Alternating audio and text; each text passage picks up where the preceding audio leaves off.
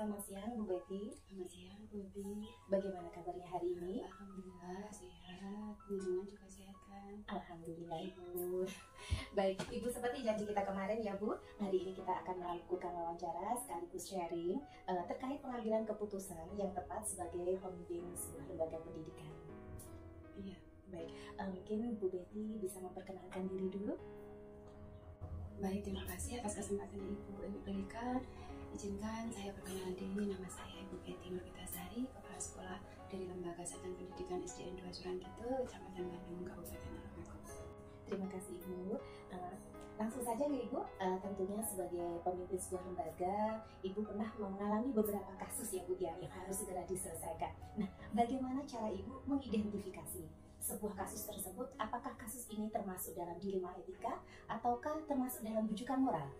Saya selama menjadi pemimpin di lembaga kami, kaitannya dengan dilema etika dan rujukan moral, memang dua-duanya saling harus berpikir ke arah yang tepat, untuk lebih tepatnya yaitu kebijakan yang tidak merugikan antara satu dengan lainnya. Antara dilema itu kan sebuah kebingungan, terus etika kan sebuah penilaian. Jadi antara kebingungan dengan konsep penilaian yang harus memberikan sesuai dengan apa yang ada di aturan misalkan lembaga tersebut, jadi memang harus sesuai dengan hati nurani. Nah, terus dengan rujukan moral, misalkan antara dilema etika itu dengan rujukan moral tidak selaras, karena ada rasa simpati, pasti kan selalu ada kesinambungan. Jadi itu ada istilahnya, ada apa ya, seperti ikatan yang tidak bisa dipisahkan. Memang harus sangat bijak dan perlu bermusyawarah.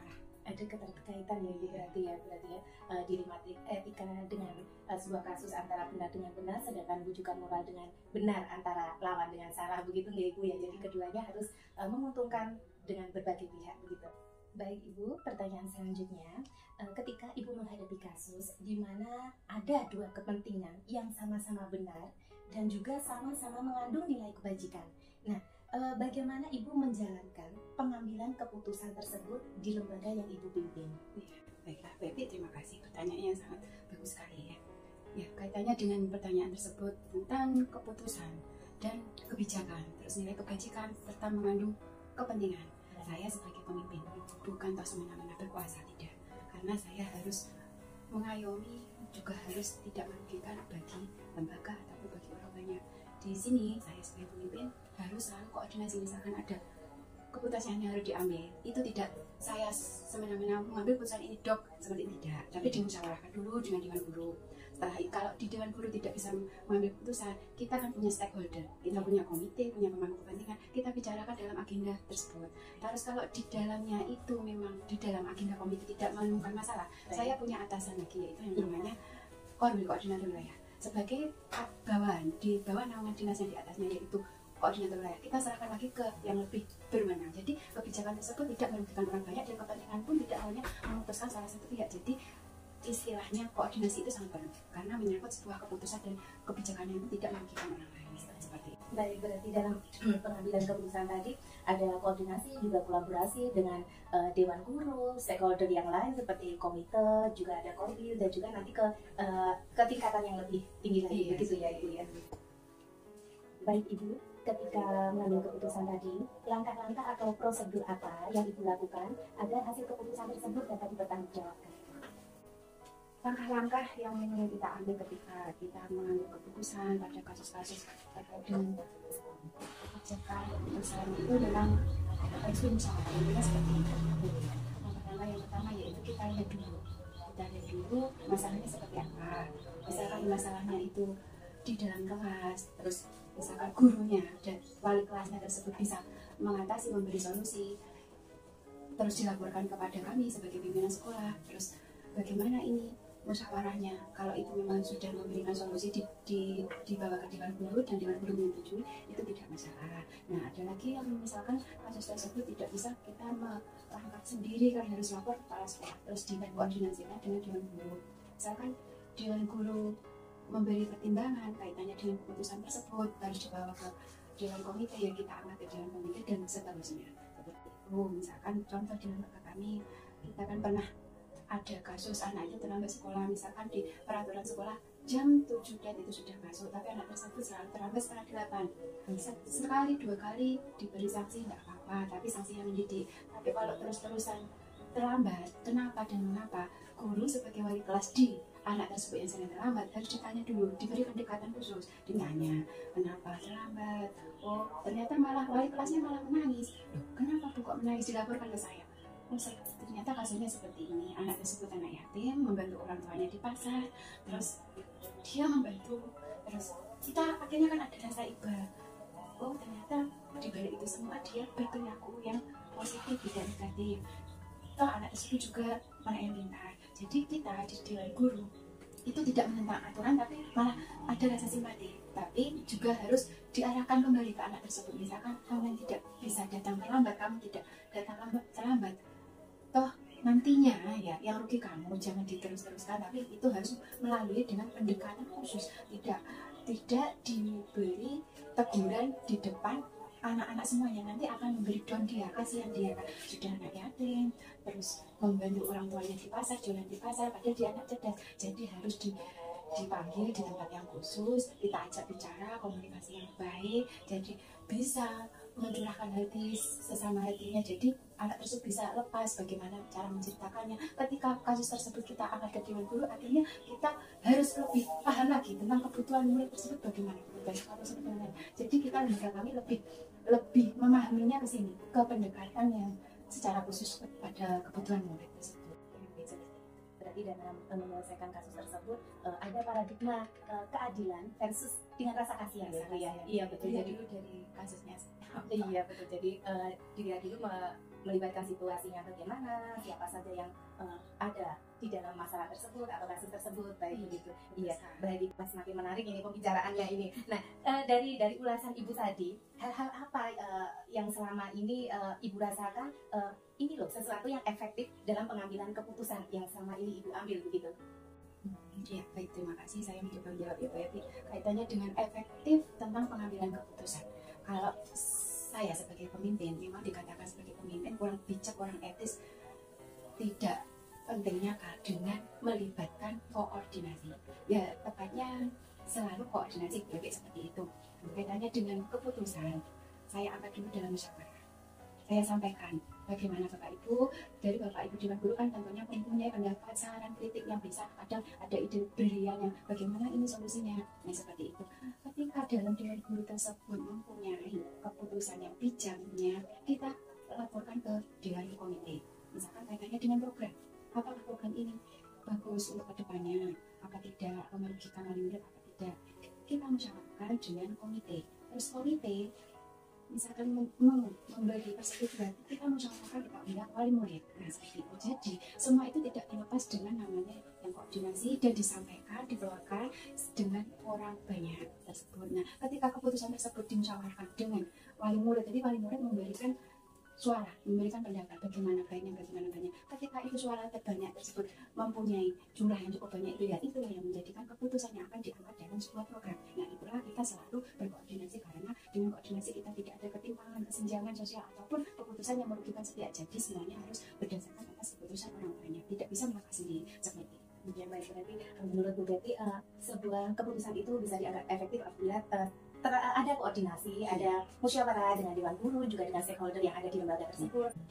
Kalau boleh tahu Bu Betty, dari sekian kasus-kasus yang telah Ibu hadapi atau dilema-dilema yang telah Ibu hadapi, tantangan terbesar apa yang menjadi polemik bagi Ibu ketika mengambil keputusan tersebut? Selama saya menjadi pemimpin di lembaga kami, memang ada tantangan, banyak sekali tantangan ketika saya tidak bisa memikirkan sendiri, terus dalam musyawarah dengan Dewan Guru juga tidak bisa mengambil keputusan. Ke komite juga saya serahkan kembali ke atasan saya, yaitu koordinator wilayah. Jadi PR dari kami yang sudah sharing dengan para seperti kepala sekolah yang lainnya juga katanya dengan intern di lembaga kami memang ada. Terus kami serahkan lagi, akhirnya ujungnya ke atasan kami, yaitu koordinator wilayah. Seperti itu. Jadi setiap tantangan selalu ada solusi begitu. Ketika Ibu menghadapi sebuah dilema, apakah ada penjadwalan khusus untuk ibu ketika ibu akan menyelesaikan dilema tersebut, ataukah ibu melakukannya secara spontan begitu? Ya, baik. Ketika menghadapi dilema tersebut ya, kita selalu memberikan arahan ya, seperti penjadwalan, seperti kasus di lembaga kami yang seperti anak tadi tadi ya.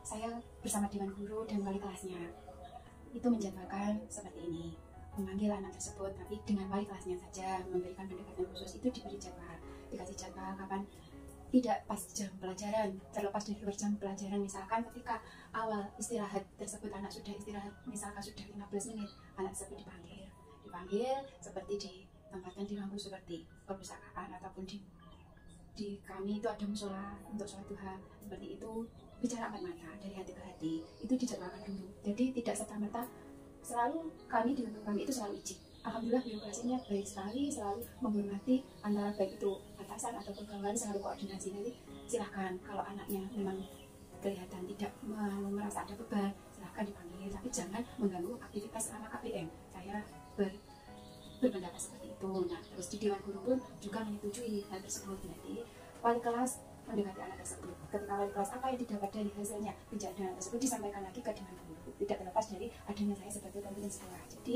selalu dijadwalkan, laporannya selalu dilaporkan, hasilnya selalu dimusyawarahkan seperti itu. Berarti ada penjadwalan agar nanti keputusan yang diambil itu bisa tepat dan dapat dipertanggungjawabkan. Begitu ya Ibu. Pertanyaan selanjutnya Ibu ya.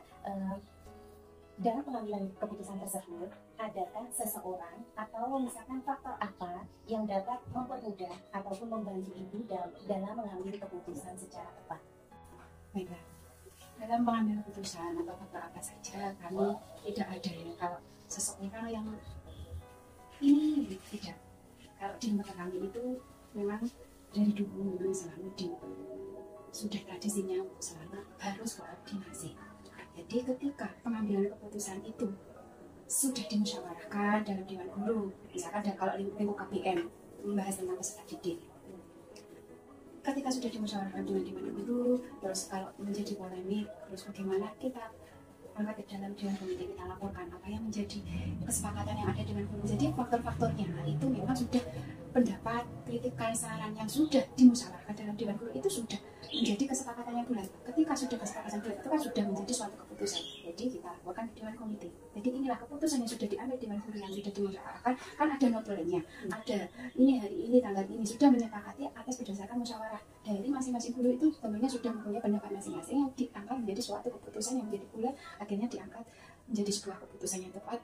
Kita laporkan ke Dewan Komite. Dewan Komite di sini kaitannya dengan Dewan Pengurus Komite yang ada di lembaga kami ini harus tahu apa yang menjadi keputusan yang sudah diambil, itu dilaporkan. Kita laporkan, tertulis pertama kita lisan lewat HP, kita laporkan bagaimana penjenengan bisa tindak ke lembaga kami karena kita punya keputusan yang sangat pautnya dengan lembaga ini, harus tahu Dewan Komite. Itu juga harus kita laporkan, juga harus ada penjadwalan.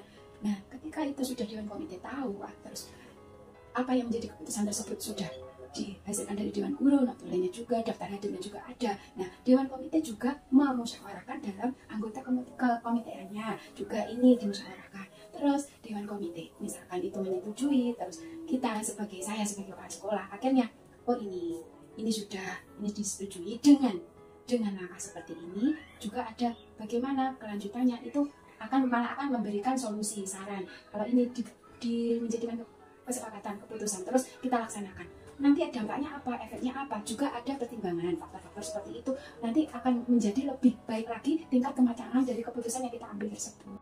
Berarti faktor-faktor yang menentukan termasuk kritik dan saran, kemudian orang-orang yang membantu di sini ada Dewan Guru dan juga Dewan Komite Ibu ya. Baik, jadi nanti keputusan yang dihasilkan tentunya bisa efektif, tepat, dan juga dapat dipertanggungjawabkan. Begitu Pak, menarik ini. Semakin akhir pertanyaan semakin menarik ini. Satu lagi pertanyaan terakhir Ibu Ngge, pembelajaran apa yang dapat Ibu petik dari pengalaman Ibu selama ini sebagai kepala sekolah dalam mengambil keputusan dilema etika khususnya?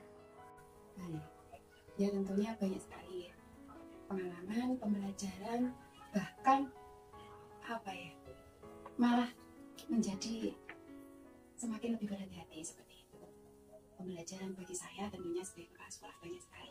Pertama yaitu sebagai manajerial di lembaga kami harus tahu hati-hati tentang apa yang ada di lembaga, bagaimana terciptanya suasana aman, kondusif, itu untuk peserta didik, memfasilitasi dari sarana prasarana, juga tidak lepas dari tuntutan dengan perkembangan zaman di era digitalisasi ini. Baik Bu Betty, perbincangan hari ini sungguh menarik sekali ya, tapi ternyata waktu juga yang menyelesaikan perbincangan kita.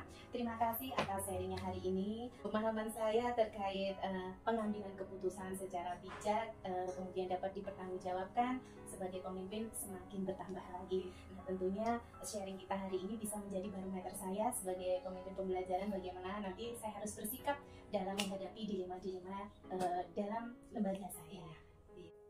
Demikianlah perbincangan saya dengan Ibu Betty Nurvitasari, Kepala SD Negeri Suruhan Kidul 2, Kecamatan Bandung, Kabupaten Tulungagung.